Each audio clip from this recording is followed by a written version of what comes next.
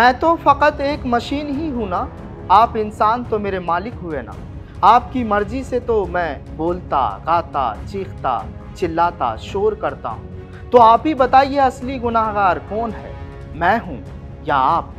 आप लोग ही ना मेरी आवाज़ को कब शोर में कहाँ कहाँ बदल दिया, ये पता ही नहीं चला। इसलिए आज खुद ही आना पड़ा मुझे अपनी सच्चाई बताने, अपनी कहानी सुनाने। चलिए शुरू से अपनी कहानी शुरू करता हूँ। कहानी मेरी यानी लाउड स्पीकर की। मेरे बारे में तो सब बात कर रहे हैं, लेकिन मुझे बस आपसे बात करनी है। सुन रहे हैं ना? सुनेंगे भी क्यों नहीं, क्योंकि मैं सुनने और सुनाने के लिए पैदा किया गया।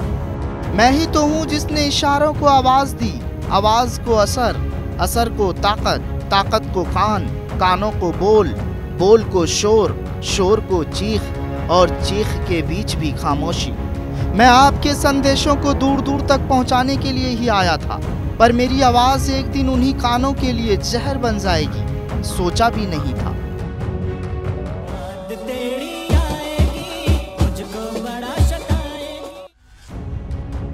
मेरी आवाज़ कितनी और किन किन कानों तक पहुंचेगी, ये तो आप सबने ही तय किया था।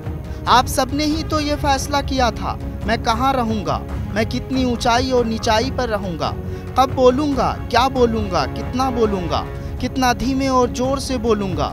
मेरी आवाज़ को शोर और कानों की चुभन आपने ही तो बनाया है। परवाह रे मेरी किस्मत, आपकी दी हुई चुप्पी और चुभन के लिए खामखा बदनाम भी मैं ही हुआ। आज से करीब 160 साल पहले लाउड स्पीकर का जन्म हुआ। फिर 20वीं सदी आते आते लाउड स्पीकर ने दुनिया भर के मुल्कों में अपना मकाम बनाना शुरू कर दिया।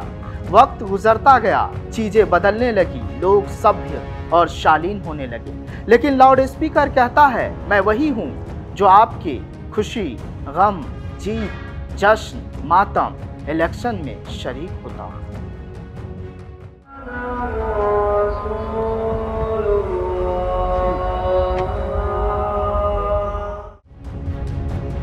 याद कीजिए जब बुजुर्गों की अर्थी निकला करती थी, तब मैं ही बजता था।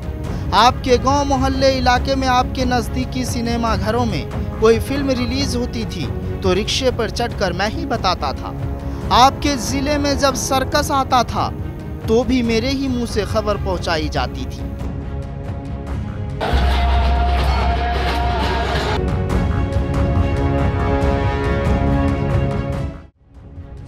योगी सरकार का कड़ा एक्शन, सड़कों पर उतरी यूपी पुलिस,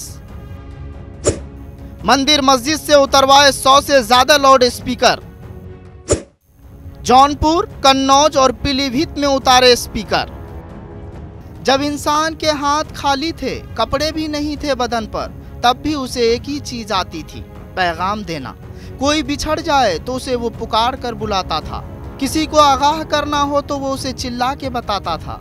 जमाना बदला तो जो आदि मानव थे वो आदिवासी बन गए। वो अब जिस्म पर खाल भी लपेटने लगे, खाने के लिए शिकार भी करने लगे और अब एक दूसरे को पैगाम पहुंचाने के लिए अलग अलग आवाज़ भी निकालने लगे।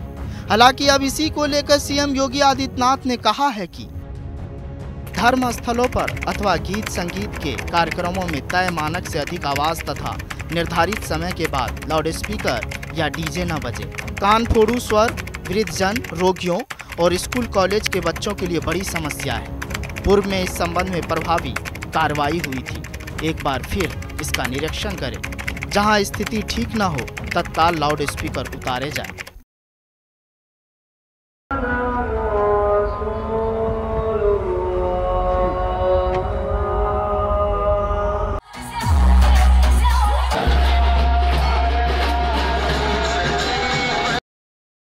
सुप्रीम कोर्ट ने 18 जुलाई 2005 को ध्वनि प्रदूषण पर अहम फैसला सुनाते हुए कहा था कि देश के हर व्यक्ति को शांति से रहने का अधिकार है, जो उसके जीवन के मौलिक अधिकार का हिस्सा है।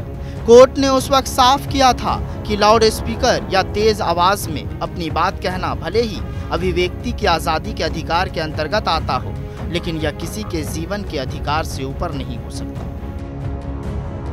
ये सियासी और कानूनी मसला है। सियासत को दरकिनार करते हैं क्योंकि ये तो बस लड़ाती ही है। इसलिए हम कानून पर आते हैं जो बिगड़ी को बनाता है। जिसने मेरे लिए भी कानून बनाया। हिंदुस्तान में मंदिर और मस्जिदों में लाउड स्पीकर बजने को लेकर मनाही नहीं है, लेकिन मेरी बुलंद आवाज़ को लेकर शर्तें ज़रूर है। मसलन अगर मेरा यानी लाउड स्पीकर का इस्तेमाल किया जा रहा है तो उसके लिए प्रशासन से लिखित में इजाज़त लेनी होगी। मेरी आवाज़ का पैमाना क्या होगा, कितनी बुलंद होगी या मध्यम, दायरा क्या होगा, ये सब नियमों में तय है। लेकिन है रे सियासत तुम जो न कराए। इस कहानी में आज के लिए बस इतना ही। जनतंत्र टीवी पर खबरों का सिलसिला जारी रहेगा।